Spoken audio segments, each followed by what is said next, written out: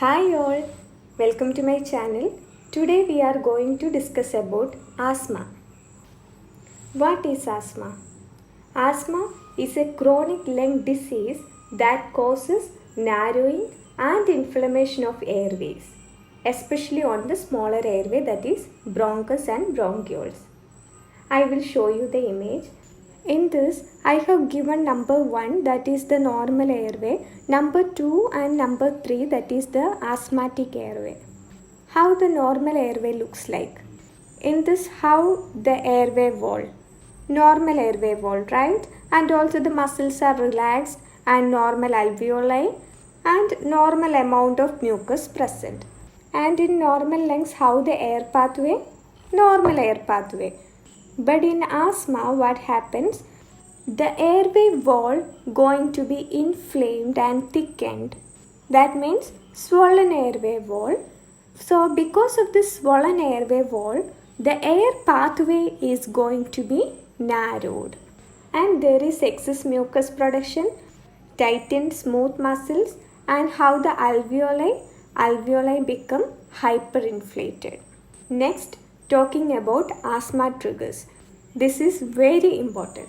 First one is environmental factors. Example, dust, animal dander, cockroaches, weed pollen, mold, feathers, aerosol, perfumes, cigarette smoke, sudden weather change. Second, that is physiological factors. Example, upper respiratory tract infection, emotional stress, GERD. That means gastroesophageal reflux disease. These all can trigger asthma. Some drugs can also trigger asthma. Example, NSAIDs, beta blockers, acetyl salicylic acid. NSAIDs example, ibuprofen, indomethacin, ketorolac, naproxen, silicosip. These all are the NSAIDs. Beta blockers example, atenolol, metoprolol, bisoprolol, means it ends with lol. So beta blockers can also trigger asthma. Acetyl salicylic acid example, aspirin. Some food can also trigger asthma, that is food treated with sulfite, monosodium glutamate, canned vegetables, pickled food, jam, wine, dried fruits, processed potato. Next, asthma exacerbation clinical manifestation. Accessory respiratory muscle use that is related to increased work of breathing and diaphragm fatigue. The patient may have chest tightness that is related to air trapping. We know because of this air trapping there is hyperinflation of alveoli occurs. And patient have cough that is because of airway inflammation and increased mucus production. Diminished breath sound that is because of hyperinflation of the lungs.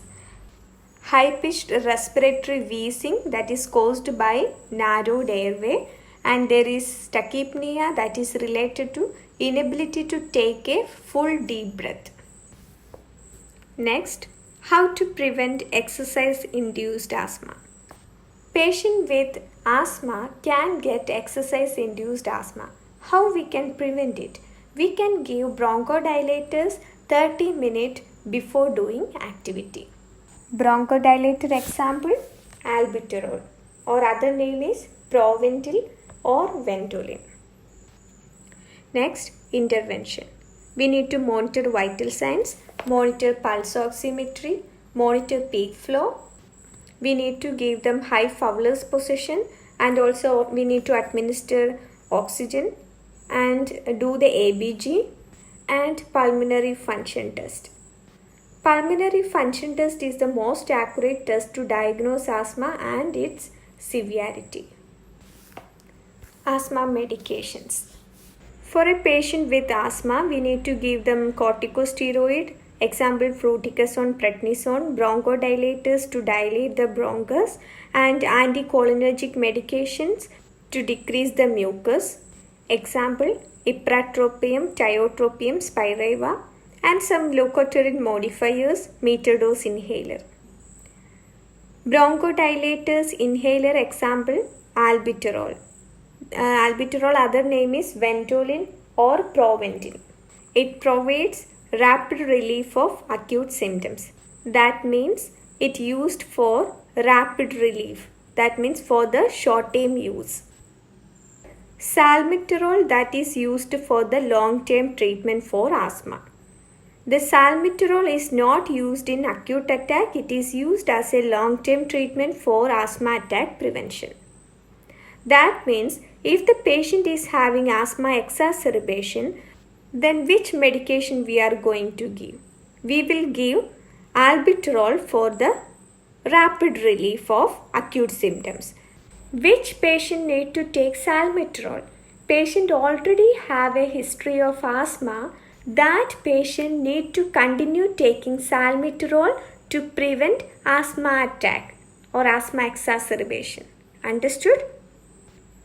Next one is a question. In this they are asking, which medication give first when treating asthma? Corticosteroid inhaler or bronchodilators? Which one will give first? We will give bronchodilators first, then wait for 5 minutes, then need to take corticosteroid. Why we are giving this bronchodilators first? Because when we are giving bronchodilators, that will help to dilate the bronchus, so the corticosteroid can safely go directly to the lungs. Next, status asthmaticus. Status asthmaticus is an acute asthma attack and it's display respiratory distress despite vigorous treatment measures. This is a medical emergency that can result in respiratory failure and death if not treated. If you are seeing a word status or crisis, just keep in your mind that it is a medical emergency. Status epilepticus or status asthmaticus, myasthenic crisis, adrenal crisis, these all will be the example. Status asthmaticus assessment. Extreme wheezing, labored breathing, use of accessory muscle, there will be cyanosis, restlessness, diaphoresis. Diaphoresis means excessive sweating, and there will be distended neck vein and creates risk for cardiac arrest and respiratory arrest. What will be the management? Prepare the client for emergency intubation. And also we need to administer oxygen, bronchodilators, anticholinergic medications, corticosteroid as per physician's order. I hope you all understood the topic which we have discussed today. If you want to get more videos regarding NCLEX RN, then please subscribe my channel and press the bell icon so you will get the notification.